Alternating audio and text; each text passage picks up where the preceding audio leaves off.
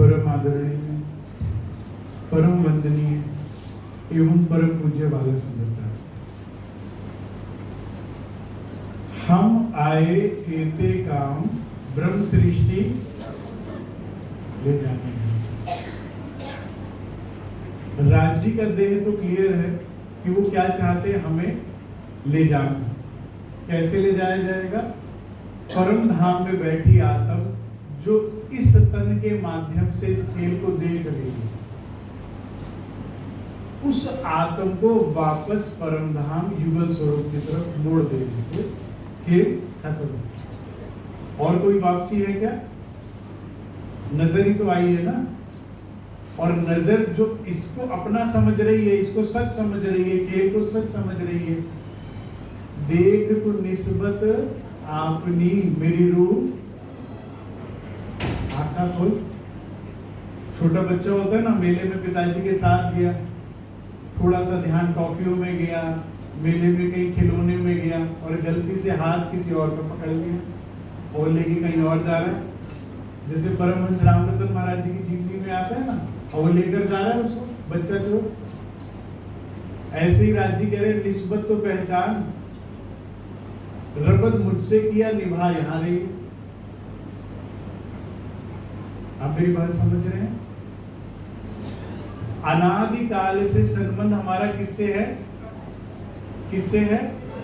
श्री राज जी से। सिर्फ अनादि काल तक किसके साथ रहने वाला है? एक खिंद का है जो लटका जीत चलो भावे हाल। एक पल का ये खेल है, इसमें कितने घर बना लिए, कितने कुटुंब बना लिए, कितने परिवार बना लिए, कितना जीवन बना लिया। और इससे हुआ क्या? झूठ को देख के केवल दुखी तो उपजता है। किसी को सुख उपजा तो हाथ खड़ा करें। प्रैक्टिकल है।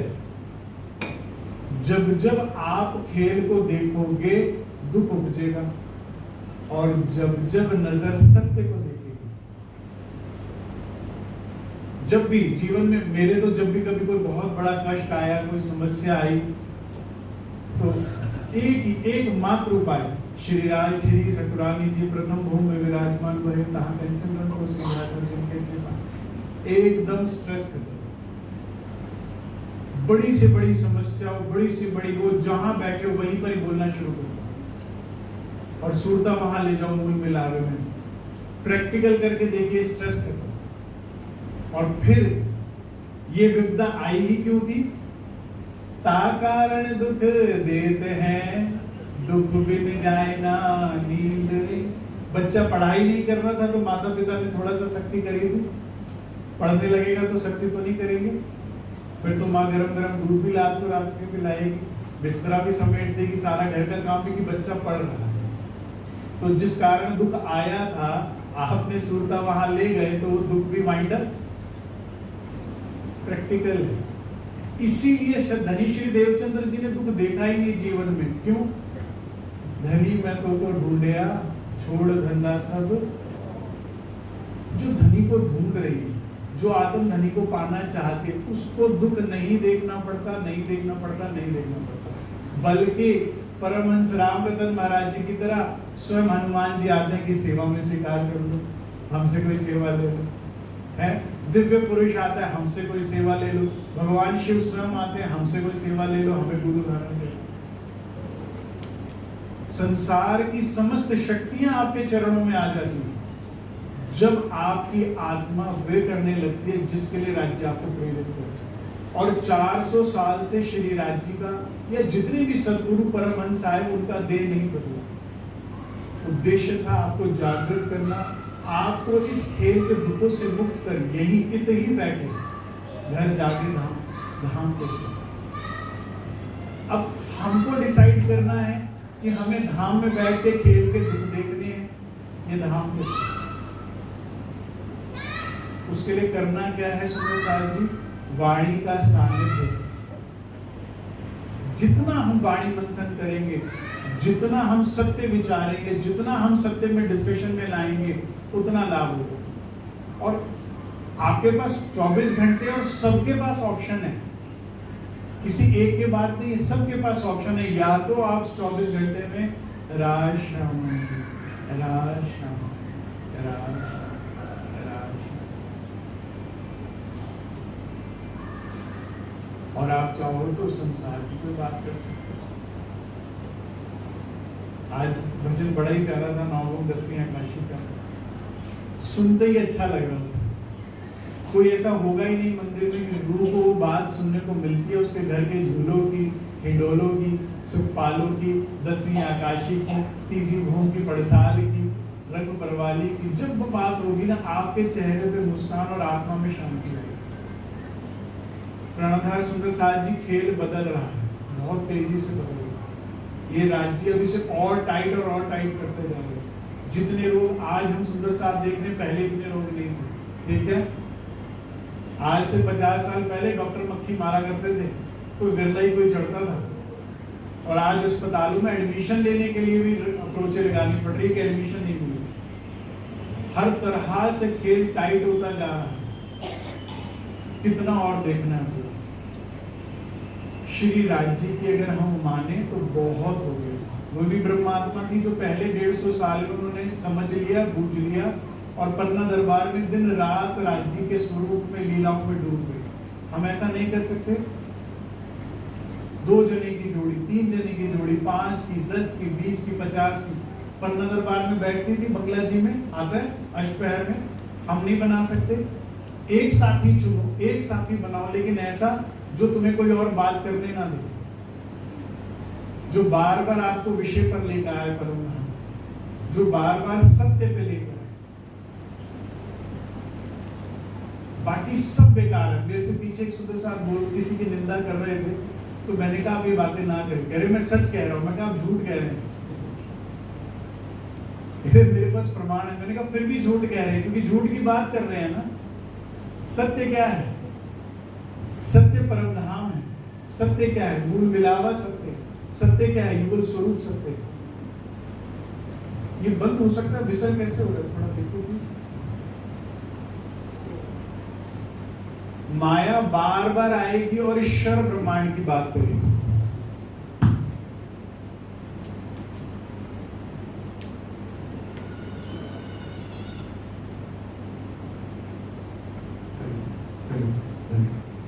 माया बार बार संसार की बात करेगी। ये आपका कर्तव्य है। कोई और मॉनिटर नहीं बैठेगा आपके सर पे। ये आपको ध्यान रखना है कि संसार की बातें मुझे बंद करनी है। ये आपका काम है कि अंदर भी अगर संसार की बात चले तो मुझे इसे बंद करनी है। क्योंकि चिंता करने से कुछ काम हुआ है? कभी चिंता करने से कुछ काम हुआ है? हुआ है सब हुक्मे होते है हुक्म, इत हमारा क्या चले। कुछ चल रहा है फिर चिंता क्यों? और धनी के हुक्म से कभी कुछ गलत हुआ है क्या? आज दिन तक किसी के साथ भी। श्री इंद्रावती जी को अगर अरब भेजा गया तो गलत हुआ कि सही? वापस आने पर गबन का इल्जाम लगा, गलत हुआ कि सही? क्यों, कैसे सही हुआ? हम पर गबन का इल्जाम लग जाए तो बहुत बुरा लगेगा। किसी इंद्रावती जी पे लगा तो सही कैसे हुआ? उनको विरहा देना था, उनको सबसे तोड़ना था। 4 साल धनी देवचंद्र जी ने उन्हें अरब भेज दिया, जाओ खेता भाई के भाई को जगाओ। क्षमा चाहता हूं, खेता भाई को जगाओ। क्या धनी देवचंद्र जी को नहीं पता था कि वो उधर कोई है ही नहीं निस्बत? 4 साल इंद्रावती खुद को ही सुनाती नहीं है। खेता भाई ने कुछ नहीं सुना। वो इतना सुनती गई, इतना सुनती गई, इतना सुनती गई कि बिरहा में टूट गई। एकांत में सुनते सुनते सुनते फिर गबन का इल्जाम लग रहा है, फिर उसके बाद हफ्सा हो रहा है। गलत हुआ कि सही? गई इंद्रावती, लौट कर आई महामंत्री। तो अगर हमारे जीवन में कुछ भी ऊपर नीचे हो रहा है जो अनुचित है या जो हमें नहीं पसंद आ रहा है, समझ जाओ हुक्म से आपको सत्य की तरफ जोड़ने के लिए। इस बात को अपनाते हुए हम अपना जीवन आत्म जागृति में लगाएं, अपनी सूरता को। ये हमारा काम है, कोई और नहीं करेगा हमारे हिस्से का। हम बार बार सूरता को सत्य में लेके जाएं। माया तो अपना काम कर ही रही है, बार बार आपको यहाँ आकर्षित करने के लिए। मान अपमान, यश अपयश, ये सब कुछ कुछ चलता रहेगा यहाँ लाने के लिए। कई बार आपको अपमानित करे तो आप खेल में आ जाते हैं, नहीं? कभी सम्मानित करे तो आप खेल में आ जाते हैं, लेकिन ये आपको नाटक जान के बार बार श्रोता यहाँ लेके जाते हैं। श्री युगल स्वरूप में, उनकी लीलाओं में, परमधाम 25 पक्षों में। क्योंकि सुंदर साहब जी डेट तो डिसाइडेड है कि कब खेल खत्म होना है। हमको और आपको डिसाइड क्या करना है कि तब तक क्या करना है। तब तक इस खेल को देख के घबराना है, परेशान हो रहा है, चिंतित होना है, हाय ये ना हो जाए, हाय मेरा कोलेस्ट्रॉल बढ़ रहा है, हाय मेरा बीपी बढ़ रहा है, हाय मेरे बच्चे को ये हो रहा है, हाय खेल, हाय कारोबार में ये हो रहा है, हाय ये रिसेशन आ रहा है, हाय कारोबार खत्म हो रहे, हाय हाय करते रहना। मोमिन भिक्षा मांग के भी खुश है, मोमिन भिक्षा मांग के भी खुश है, और हमारी छोटी सी नौकरी ऊपर नीचे हो गई, कारोबार में कुछ हो गया तो हाय हाय हो गया। और राज जी कह रहे तुम ब्रह्म सृष्टि हो, तुम्हारे लिए ये ब्रह्मांड बनाए, तुम्हारे लिए ये ब्रह्मा विष्णु महेश बनाए, और तुम क्या कर रहे हो? ब्रह्म मुनियों ने ब्रह्म ज्ञान देना था। श्री जी के साथ जितने सुंदर साहब है सब जाग रहे, सब सुख ले रहे हैं, एक एक से मिले तो श्री जी का स्वरूप लग रहा है। हमारी स्थिति हमने बदलनी, हमने डिसाइड करना है कि जब तक खेल है, जब तक मेरे श्वास है, तब तक मैंने धनी के सुख लेने हैं या इस मान। ये लीला किसकी है? अक्षर भगवान की, सत्ता के अंत की। लेकिन this is not our cup of tea. हम कौन है? आनंद के हिस्से हैं। हमें इश्क का आनंद, हमें इश्क की लज्जत आती है, हमारा सुख उसमें। सत्ता देखनी थी, सत्ता को आनंद, आनंद को सत्ता, वो दिखा दिया, हो गया। अब आने वाला समय हम परमधाम और धनी में होता है। एक बार आंख बंद करने का सुख आपको लग गया ना, तो आंख खोलने का दिल ही नहीं करेगा। एक बार सत्य का रस लग गया, थोड़ा सा तो देखिए प्रारंभ में मेहनत करनी पड़ती है। धनीश्वर देवचंद्र जी ने नहीं करी क्या? परमहंस रामरतन महाराज जी को अपने गांव से सोचे सोनगिरी तक कितनी दूर जाना पड़ा, तब जाके ब्रह्मवाणी मिली और ब्रह्म ज्ञान मिला। हमारे तो घर में, हमें उसे पढ़ना है, मनना है और आंखें बंद करके ध्यान। आइए चलते हैं आज रंग महल की दक्षिण की दिशा में बट पीपल की चौकी। पूर्व दिशा हमारी हो गई थी। नेक्स्ट गोष्ठी में या उससे नेक्स्ट गोष्ठी में हम प्रयास करेंगे हम रंग महल और पूर्व दिशा का पेपर ले लें। तो सब सुंदर साथ थोड़ी थोड़ी मेहनत करना शुरू कर दें। ऐसा ना कहें कि भाई एकदम से टेस्ट ले लिया, पहले भी लेते थे ना सुंदर साहब जी, आनंद आता था, लर्निंग प्रोसेस बेटर होता था। तो वो हम लेंगे पूर्व दिशा का और रंग महल का। अब चलते हैं बट पीपल की चौकी। रंग महल पीछे से बहनों में कोई बताएगा कितने हाथ में आया है?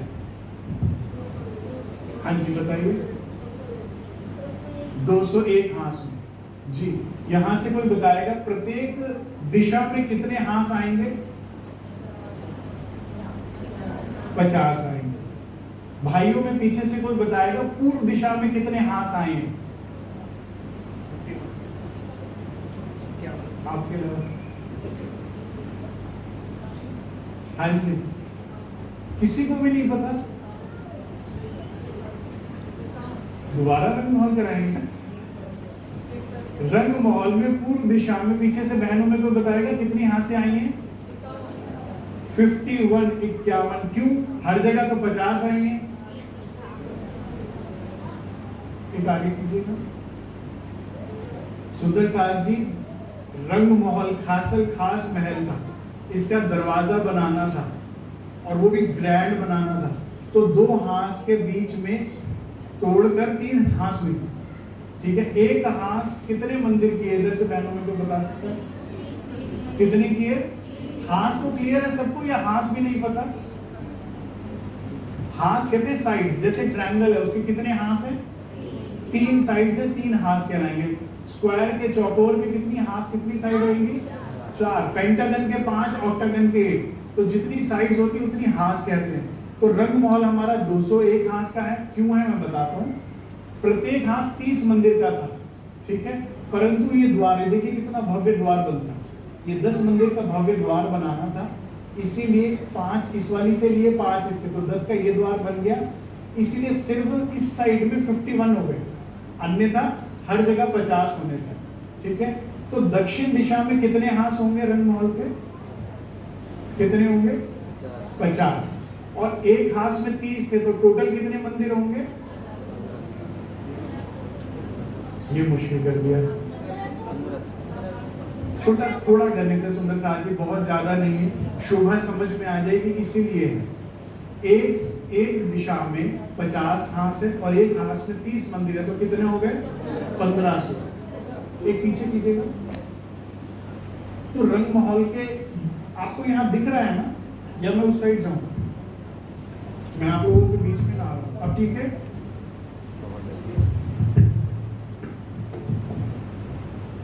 ठीक है। तो ये रंग महल के प्रत्येक साइड में 50 हाथ है सुंदर साथ जी। जब हम फूल बाग करेंगे तब भी आपको याद बताया जाएगा कि 1500 मंदिर का यहाँ पर चौड़ा जो है फूल बाग है। पूरे पश्चिम दिशा में फूल बाग है। अभी हम दक्षिण दिशा कर रहे हैं, तो पूरे दक्षिण दिशा में 1500 मंदिर की जगह पे लगते हुए क्या आया है? बट पीपल की चौकियां डोले, ये सुख हम कब लेंगे, एक और पीछे कीजिएगा, एक और चीज। रंग महल के आगे कितने वन आए थे? 7 वन। मध्य में कौन सा वन आया था? अमृत वन। कौन सा वन आया था? बोलते रहेंगे तो याद हो जाएगा सुंदर साथ जी। और परम धाम परिक्रमा ग्रंथ अगर हृदय में उतरेगा तो लाभ, ये हानि नहीं है। बचपन में कितनी पढ़ाइयां कर ली, ज्योग्राफी, इकोनॉमिक्स, साइंस, ये वो, टैन थीटा, कुछ काम नहीं आया, ये काम आएगा। मुश्किल समय में यही काम आएगा, मुश्किल से मुश्किल समय में भी यही काम आएगा। सूरता यहाँ ले जाओ, दुख से एस्केप, एकमात्र। पराक्रम वहीं बैठी हुई है, नजर भी वहां घूम रही है, तो बस हमारा खेल खत्म। इस वजूद के साथ खेल में जो भी हो रहा है हमें नहीं लेना, ठीक है? तो इसीलिए बोलने में संकोच ना करें। 7 वन थे, मध्य में आया है कौन सा वन? सभी बोलेंगे कौन सा वन आया? सभी बोलेंगे अमृत वन, ठीक है। अब 7 वन थे, मध्य में अमृत वन है, तो इधर कितने और इधर कितने? 3 इधर और 3 इधर, ठीक है। केल, लिंबोई, अनार, अमृत, जांबू, नारंगी। नारंगी वन के ठीक सामने आएगा बट पीपल की। कौन से वन के सामने आएगा? नारंगी वन। कितना चौड़ा था याद है? पूर्व दिशा हो चुकी है, कितना लंबा और कितना चौड़ा था? 500 मंदिर का चौड़ा और 2000 मंदिर का लंबा। नारंगी, नारंगी वन के ठीक सामने बट पीपल की चौकी आएंगी, और बट वन के ठीक सामने क्या आएगा? बता दें तो आनंद आ जाएगा। हाँ जी, आप बताइए। नहीं, बट वन के ठीक सामने इधर क्या आएगा? नानू आंटी बताएंगे। बट वन के ठीक सामने इधर क्या आएगा? दक्षिण में बट का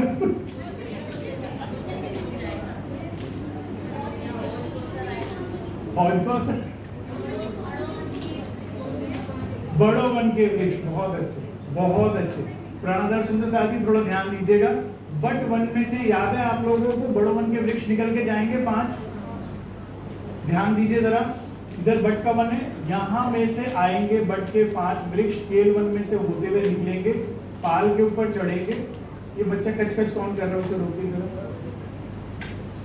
ये पाल के ऊपर से होते हुए जाएंगे और फिर बट के वन में से निकलेंगे बड़ो वन के वृक्ष 5, ठीक है। वो ही आगे यहाँ पर चले जाएंगे, ठीक है। तो बट पीपल की चौकी के दक्षिण दिशा में क्या आया? बड़ो वन के वृक्षों की 5 हारे। अब ये हारे आगे जाएंगी सुंदर साथ जी, ध्यान दीजिएगा, और फूल बाग और अन्य वन के बीच में से होते गुजर के इधर बड़ो वन से फिर से मिल जाएंगे, ठीक है। इतना याद रहेगा या रिपीट करूं? अगर चाहते हैं मैं रिपीट करूंगा, बोलिए। रिपीट करूं? चलिए एक बार रिपीट करूं। ध्यान दीजिएगा सुंदर साथ जी, यहाँ बड़ो वन था सुंदर साथ जी, ये सारा बड़ो वन ही।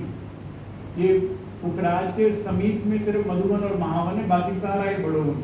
तो ये बड़ो वन के वृक्ष कितने?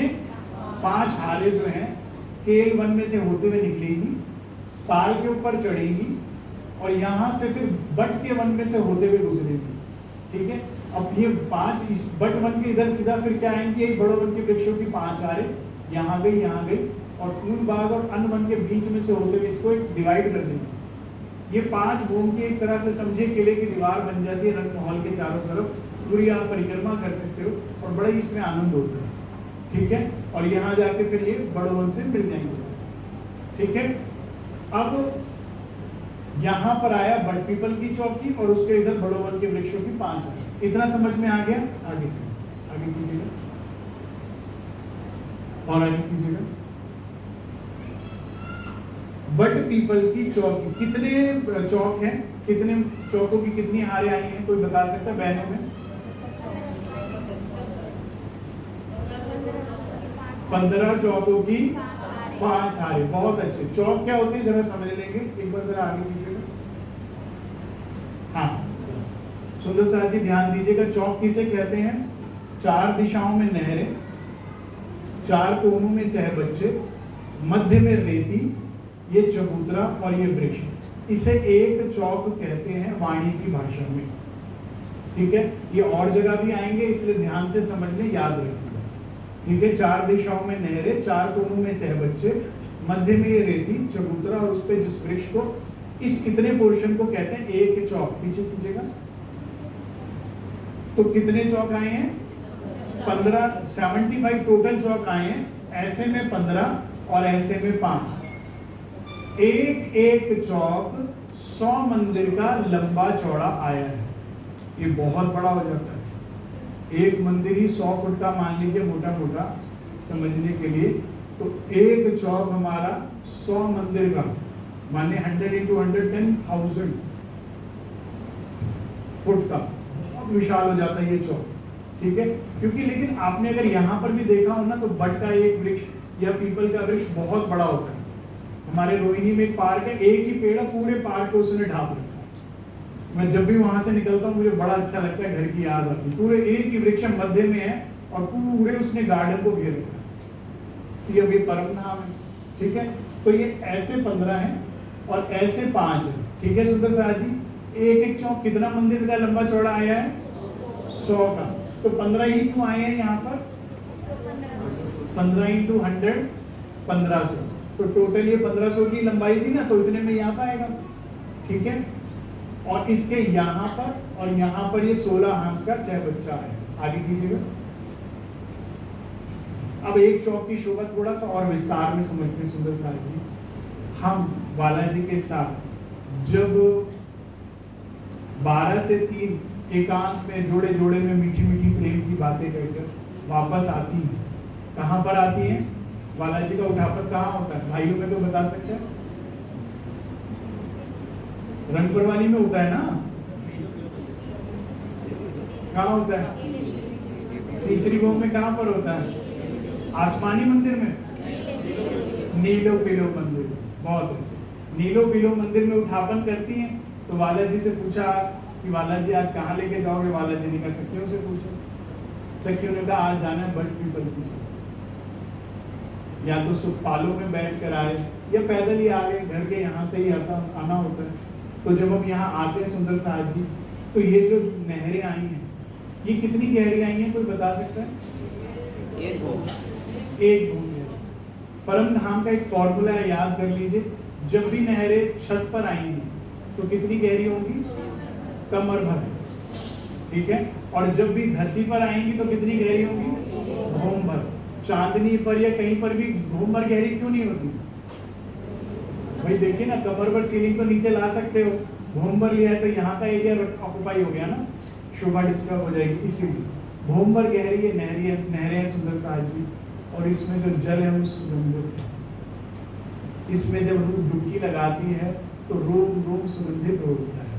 वाणी में महामती जी कहती है, परम धाम की प्रत्येक वस्तु में इश्क है, हर वस्तु इश्क उपजाती है। जब भी इसमें डुबकी लगाते हैं और हम सुगंधी में डूब जाते हैं तो ऐसा लगता है मानो बालाजी के इश्क में डूब गए।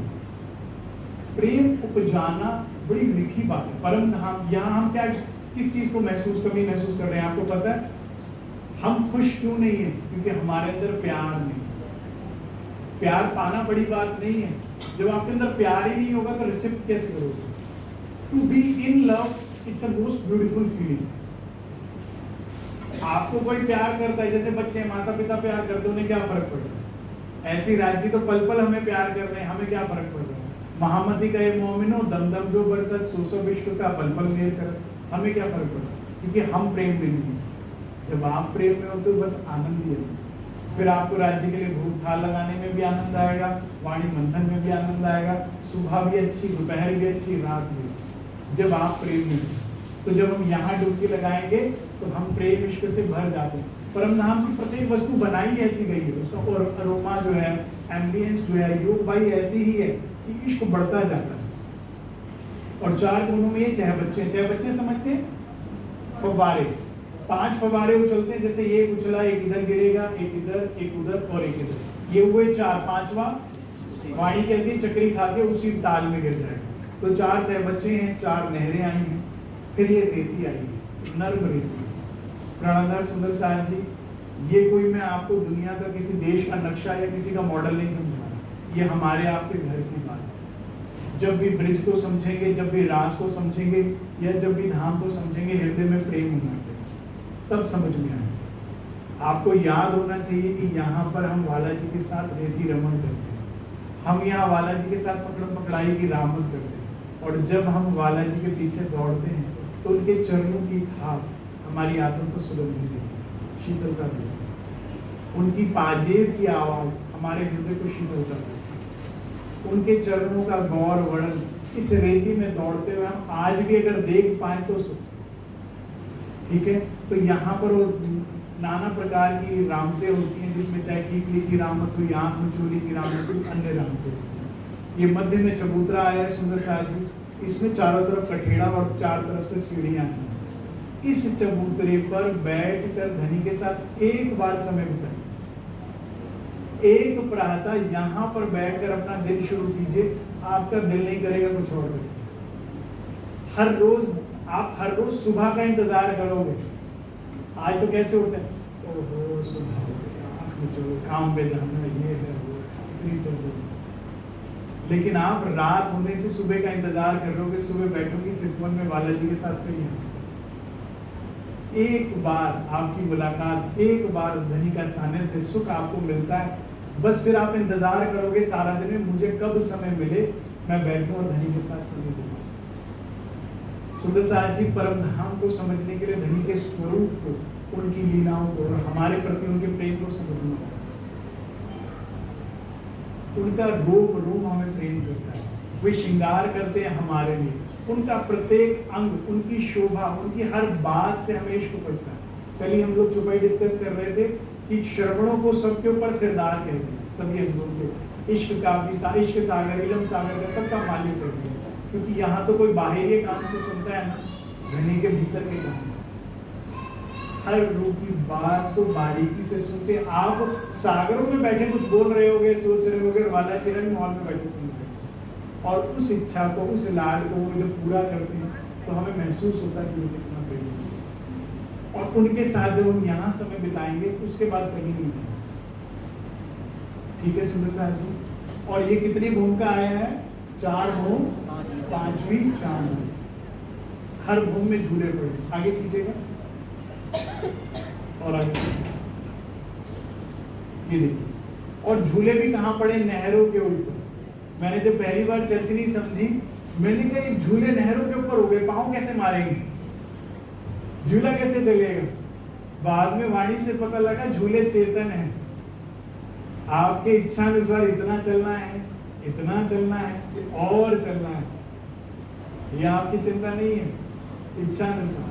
आपका कार्य क्या है, वाला जी के साथ क्यों नेत्रों नेत्र मिला के झूला, सखियों के साथ झूला, आपस में प्रेम की रामते करना, प्रेम के वहां पर भजन कीर्तन, ये सब आनंद चलाना।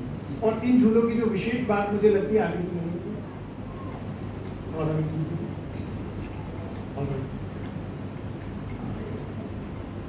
आगे आगे कीजिए।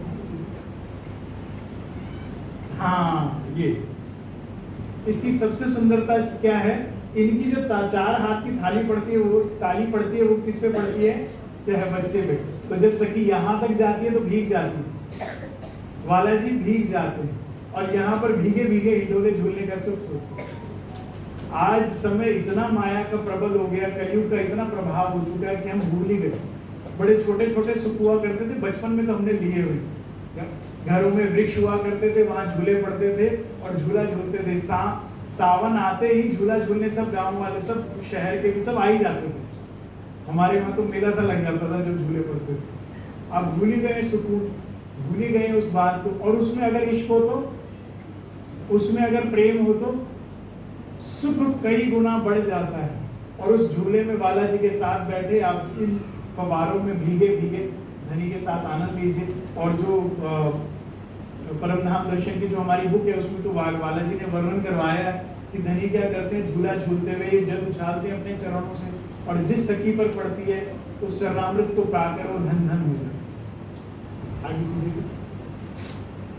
ये देखो, ये 4 ताली के हिंडोलों के सुख हम कब लेंगे?